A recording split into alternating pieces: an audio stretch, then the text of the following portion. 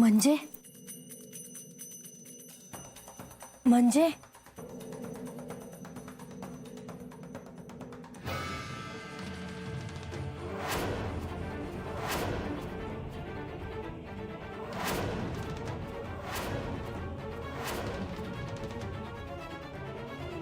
हे बांधू, एक शब्द बी तोंडातून काढायचा नाही, नाही तर मी काय करन ना माझं मलाच ठाव नाही बघ. अरे बाप, पर माझा ऐक. काय ऐकू? सांग ना, काय ऐकू? आता ऐकायचं आणि बोलायचं काय शिल्लक राहिलं सांग ना. हे बांधू, तू सगळं संपवलंस ग. अरे मी आता तुला समजा सांगणारच होत. कशापाई सांगलं तू मला? हा? कोण आहे म्या तुझा? सांग ना, कोण आहे म्या तुझा? आणि बांधू, तू जे आता समजा सांगणार होतीस ते खरं होत, मला कसं कळणार ग? सांग ना. हा?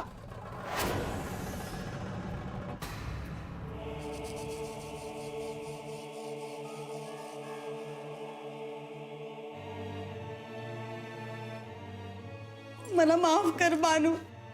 तुम्हाला म्हणलं होतं की कुणाला बी सांगू नकस. व राजानं मला खोदून खोदून विचारलं आणि मी त्याला समजून सांगून टाकलं. मला वाटलं होतं की माझी पोरगी माझ्यापासून काय बी लपवणार नाही. तू समज लपवलंस बघ. जेजुरीला खंडोबानी तुला खडावा भेट दिल्या, त्या खडावा साध्या सुद्धा नाही, त्या घालून आबाळत असं उडत जाता येत, हे मला आता कळालं बघ. पण तू नाही सांगितलंस मला, आणि ते कोणाला बी समजायला न ग, म्हणून त्या खडावा तू समजण्यापासून लपवून ठेवत होतीस. ह्याच ध्यानात आलं बघ माझ्या. अरे बाप, मला तुला समजा सांगायचं होतं र. पण म्हणजे मला कळलंच नाही मी तुला कसं सांगावं ते. पण मला तुझ्यापासून काय बी लपवायचं नव्हतं र. हाय बानू, तुला माझ्यापासून हे शब्द लपवायचं होत, मला कळू द्यायचं नव्हतं. तुला सांगायचं असतं ना तर तू मला सांगितलं असतंस बघ बानू. बानू, तू फसवलंस मला. नाही बा. वय बांधू, तू मला फसवलंस बघ. मला न सांगता तू खंडोबासने भेटायला जातीस. अगं माझं सोड, माझा विचार तर तू कधी केलासच नाही, पण वस्तीवरच्या लोकांचा बी विचार नाही केलास तू. आता त्यासने कळालं तर ते काय म्हटल्याचा विचार नाही केलास तू. आता पतूर मी कधी कुणाचं ऐकलं नाही उभ्या जन्मात, पण आता हे तुझं वागणं बघून समजांचं ऐकावं लागल हे नाही आलं तुझ्या ध्यानात. त्याचा विचार नाही केलास तू का? खंडोबा बिगर दुसरा विचारच नाही तुझ्या मनात. हा, पर बाप माझं एकदा ऐक तरी की. हे बानू, मला काय बी सांगू नकस तू. हा बाजू, अगं लहानपणापासून हाताच्या फोडाप्रमाणे जपली म्या तुला. कधी काय बी कमी पडू दिलं नाही म्या. सतत आपला तुझाच विचार करत बसायचो म्या. मला सांग ना, हे समज कशापायी केलं म्या? सांग ना कशापायी? आज योतीस बघण्यासाठी वय ना? नाही बा, अरे असं नका बोलूस. मी पाया पडते तुझ्या. अरे माझी चूक झाली, पण असं नका बोलूस बा. माझं म्हणणं आहे एकदा ऐक तरी. काय सांगणार आहे? काय सांगणार आहेस तू? हा? अगं म्या तुझा बाप आहे हे तू विसरली असलीस ना, तर तू माझी पोरगी आहेस हे म्या नाही विसरलो बस.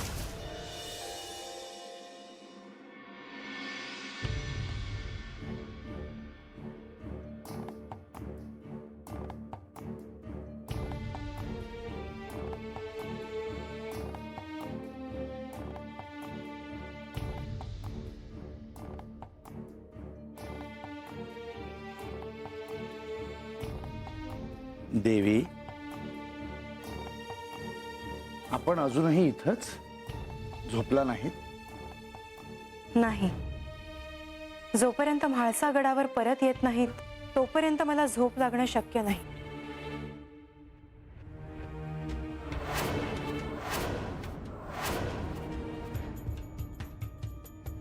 जे व्हायला नको होतं तेच तर झालं नाही ना. पहाटेच्या या प्रहरी मी कोणतीही पूर्वसूचना न देता मी तुमच्या कक्षात येते आहे. मला तुम्हा दोघांशी अत्यंत महत्त्वाच्या आणि गंभीर विषयावर बोलायचंय. चालेल ना? अहो या ना, आम्ही तुमचीच वाट पाहत होतो. आणि तुम्ही वेश देखील बदलला नाही.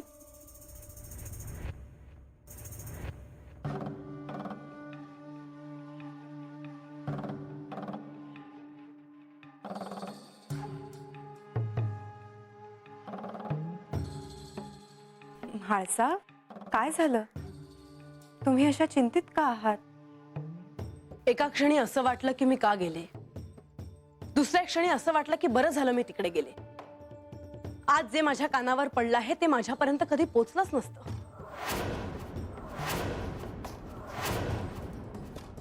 आपल्या कानावर असं काय आलं आहे ते जर आम्हाला कळलं तर आमच्या मनातला सारा संभ्रम दूर होईल.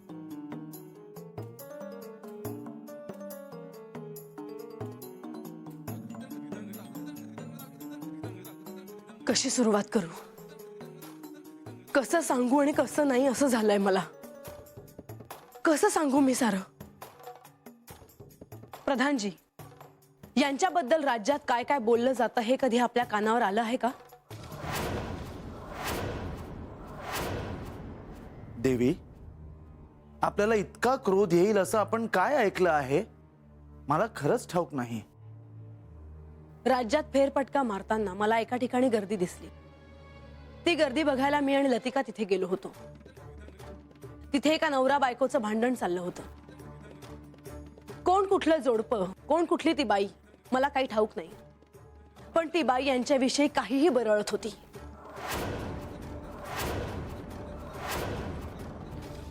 असं काय म्हणाली ती? ती बरंच काय म्हणत होती, पण तिच्या म्हणण्याचा गोषवारा असा होता की खंडेरायांना त्यांच्या बायकोपेक्षा म्हणजे माझ्यापेक्षा अजून दुसरं कोणीतरी प्रिय आहे. तसं नसतं तर खंडेराय विवाह सोडून तिला भेटायला गेलेच नसते.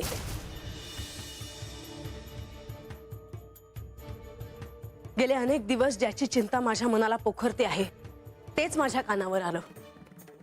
ती भक्त दुसरी तिसरी कोणीही नसून बानूच आहे हे आपण जाणता. याचा अर्थ यांना माझ्यापेक्षा बानू प्रिय आहे.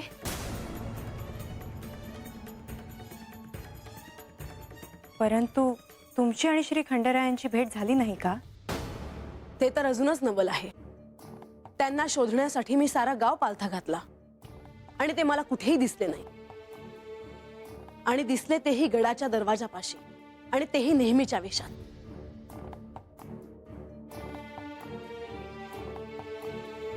प्रधानजी, आपण तर म्हणाला होतात की हे वेश बदलून गेले आहेत, पण हे तर मला त्यांच्या नेहमीच्याच वेशात दिसले.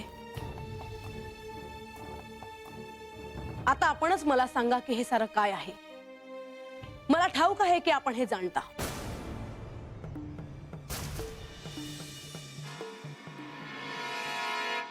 म्हणजे जा तुझ्या घरला. अरे परा ए, मी काय सांगितलं ते आलं नाही काय तुझ्या ध्यानात? तुका बाप लेकीच्या भांडणात पडू नगस. ह्या एकदा खवळलो ना तर काय कर सांगता येत नाही. हातनं निघ आणि जा तुझ्या घरला. अरे राजा, बानू काय म्हणते ते ऐकून तर घे. तू रागाच्या भरात. म्हणजे तुला ऐका येत नाही का म्या काय म्हणलं ते? निघत ना. या पुढे या घरात म्या सांगेल तेच होणार. मी सांगेल तेच करायचं. त्यो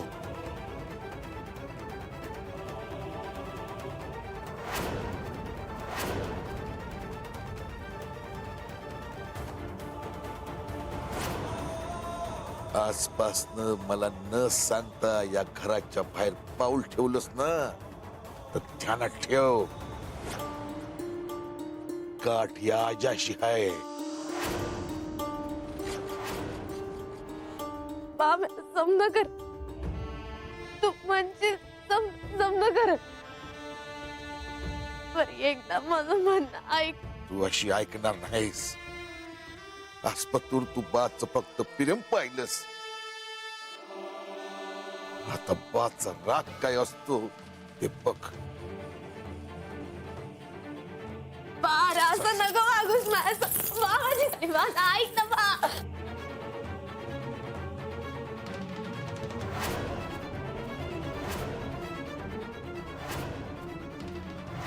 ध्यानात ठेव बानू, म्या काय सांगितलंय ते.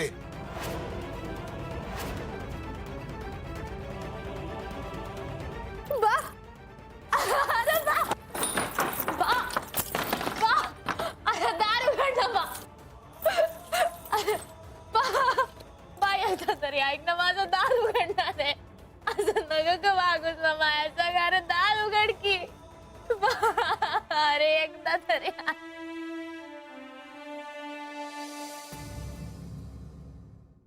प्रधानजी, आपण असे मौन का? देवी, आता ह्याबद्दल मी तरी काय सांगणार. मला सुद्धा ह्या गोष्टी आत्ताच कळल्या आहेत. श्री खंडेरायांनीच मला सांगितलं होतं की ते स्वतः वेश बदलून गावात जाणार आहेत. त्या जोडप्याच्या भांडणाचा रोख मला कळला, पण ती बाई असं का म्हणाली हे मात्र मी नाही सांगू शकत. म्हणजे तुम्ही देखील माझ्यापासून काहीतरी लपवत आहात, याचा अर्थ मी असाच घ्यावा का?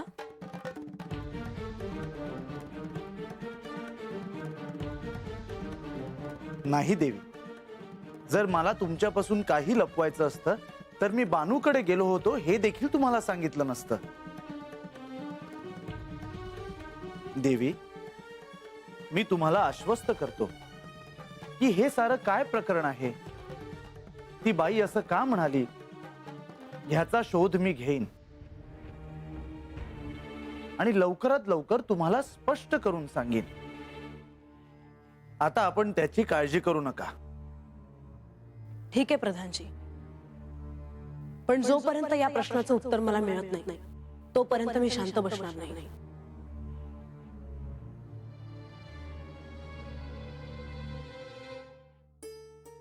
म्हाळसा, तुमचा त्रास मी समजू शकते, परंतु ह्यांनी सांगितल्याप्रमाणेच मी देखील तुम्हाला आश्वस्त करते की या साऱ्याचा सोक्ष लवकरच लागेल.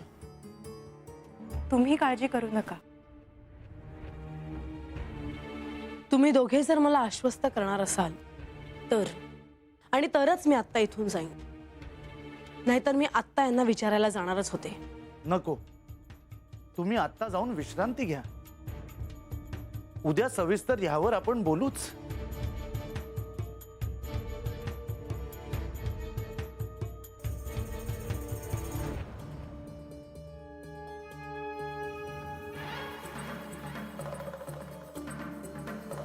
जे घडायला नको होतं तेच घडलं. आता म्हाळसा देवींच्या मनातला संशय अजून बळावणार. क्षणभर तर मला असं वाटलं की श्री खंडेराय आणि बानू यांना त्यांनी पाहिलं तर नाही ना.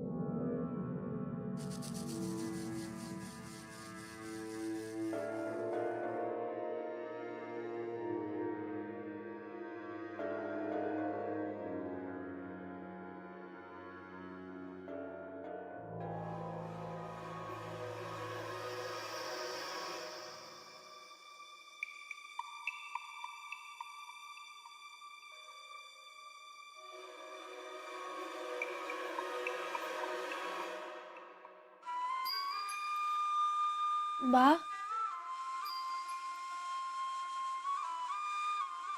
अरे बा,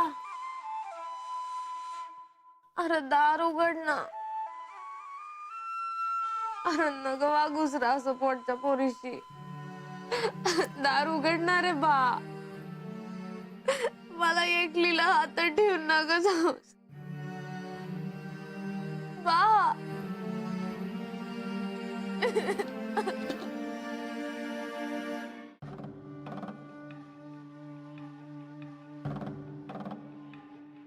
प्रधानजी, म्हाळसेला राज्यात वेश बदलून जावं असं का वाटलं असावं?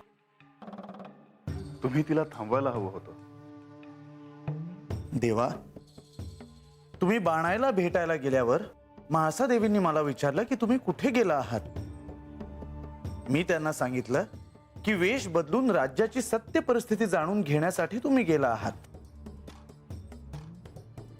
पण प्रधानजी, म्हाळसेने असं करण्याची काहीच आवश्यकता नव्हती. हो देवा, आपलं म्हणणं बरोबर आहे.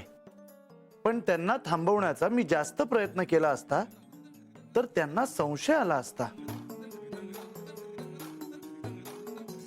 त्यांना तुम्हालाही आश्चर्यचकित करायचं होतं. हे झालं असं की गडाच्या पायऱ्या चढून ती एका दिशेने आली आणि मी करे पठाराच्या दिशेने आलो. प्रधानजी, तिला असे वाटले असणार की केवळ मीच नाही तर तुम्हीही तिच्याशी खोटं बोलत आहात. एक वेळ त्यातूनही मार्ग निघेल देवा. पण पुढची समस्या आणखीन गंभीर आहे. का? आता आणखीन काय घडलंय?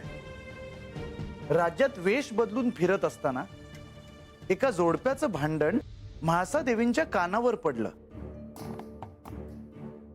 त्या जोडप्यातली स्त्री तिच्या नवऱ्याला तुमच्यावरनं दूषण देत होती. माझ्यावरून दूषण देत होती?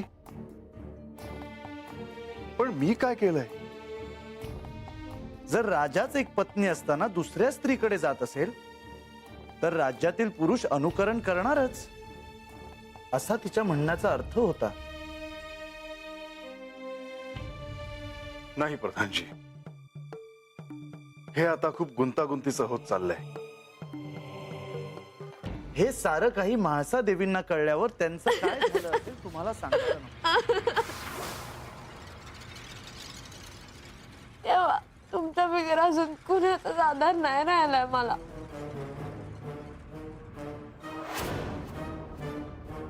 माझ्या पोटच्या पोरीनं मला फसवलं असं म्हणलं बा.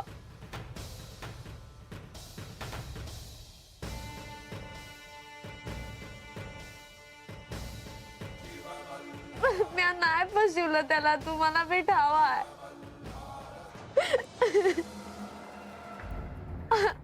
मी त्याला समजा सांगणारच होते पण त्यावेळी माझा धीरच नाही झाला. आणि आता बाबाचं काय बी ऐकणार.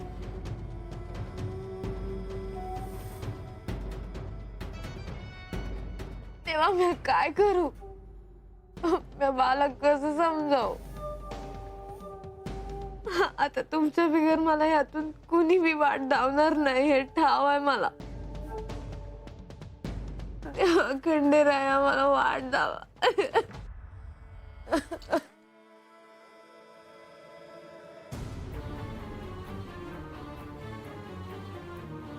अजूनही यांचं माझ्याकडे लक्ष नाहीये.